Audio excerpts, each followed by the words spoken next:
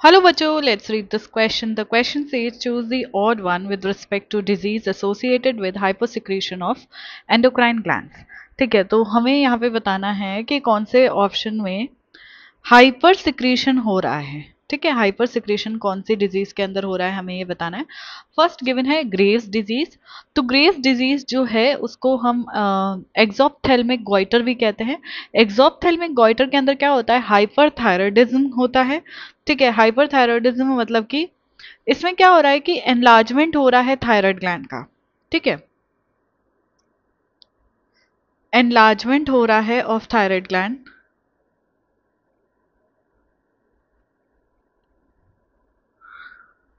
Enlargement हो रहा है थायराइड ग्लैंड का. और इसके साथ साथ क्या हो रहा है, प्रोट्रूजन, जैसे एनलार्जमेंट, थायराइड ग्लैंड का एनलार्जमेंट हो रहा है तो उससे के कंडीशन में क्या होता है, हाइपर सिक्रीशन होता है थायराइड हार्मोन का. तो उस कंडीशन में वेट लॉस होने लगता है, फेस भी आपका जो है वो थिन हो जाएगा. तो उससे ऐसे लगेगा कि आईज आईज से आई बॉल जो है वो बाहर आ रहे हैं.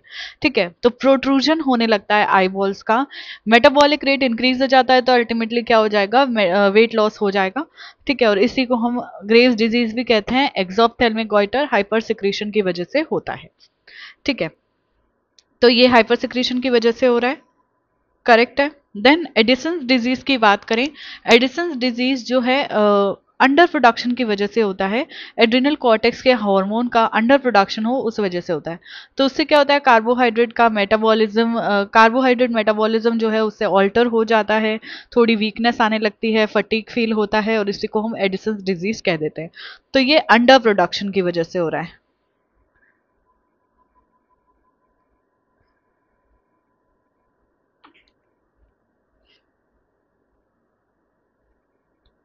ठीक है, देन नेक्स्ट गिवन है जाइजेंटिज्म. जाइजेंटिज्म क्या होता है, देखो जब ग्रोथ हार्मोन का बहुत ज़्यादा सिक्रीशन होने लगे, बहुत ज़्यादा सिक्रीशन होने लगे ग्रोथ हार्मोन का, तो जाइजेंटिज्म हो जाता है. यानी आपने अगर नोटिस किया हो तो हम कोई भी जब कोई ऑड किसी भी इंडिविजुअल को देखते हैं जिसका हाइट बहुत ऑड है या उसका फिजिक बहुत ऑड है, तो हम उसको जाइंट कहते हैं. ठीक है, ऑड इन अ सेंस कि थोड़ा बड़ा फिजिक है. ठीक है, तो उस कंडीशन में हम उसको जाइंट कहते हैं. तो जाइंटिज्म का मतलब भी यही हुआ है कि ग्रोथ हार्मोन उसके अंदर बहुत ज़्यादा रिलीज हो गया है और उस वजह से क्या हो गया है कि उसका बॉडी का डिसफिगरमेंट हो गया है. ठीक है, सो ये भी हाइपर सिक्रीशन की वजह से होता है. Hyper secretion of growth hormone, यहाँ पे ये हो रहा है हाइपर सिक्रीशन ऑफ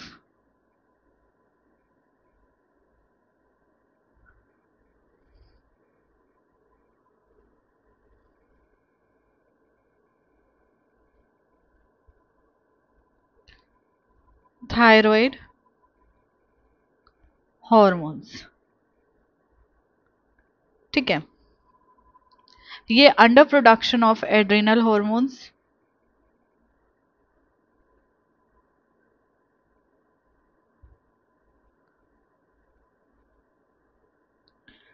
तो यहाँ पे हम हाइपर सिक्रीशन को मार्क नहीं करते हैं, हम यहाँ पे मार्क करते हैं कि ये हाइपर सिक्रीशन की वजह से, ये भी हाइपर सिक्रीशन की वजह से. अब हम बात करें एक्रोमेगैली की, तो एक्रोमेगैली भी hyper secretion of growth hormone ही है. ठीक है, hyper secretion of growth hormone की वजह से होता है. अब इसके अंदर एक्रोमेगैली और जाइजेंटिज्म में क्या डिफरेंस है बेसिकली, कि जाइजेंटिज्म में अब नॉर्मल ग्रोथ हो रही है जिससे वो इंसान जायंट लग रहा है. एक्रोमेगैली और भी ज़्यादा सीवियर कंडीशन हो जाती है जिससे सीरियस कॉम्प्लिकेशंस हो जाते हैं और अगर बहुत टाइम तक ये डायग्नोज ना हो तो इससे प्रीमेच्योर डेथ भी हो सकती है. ठीक है, सो ये भी हाइपर सिक्रीशन की वजह से है. अब हाइपर यहाँ पे हमें पूछा है कि ऑड वन आउट हमें पिक करना है, hyper associated with hyper secretion of endocrine glands. तो इनमें ऑड क्या है, एडिसन्स डिजीज ऑड है. ठीक है, एडिसन्स डिजीज ऑड है इसमें, तो हमारा जो करेक्ट आंसर चला जाएगा that will be option B.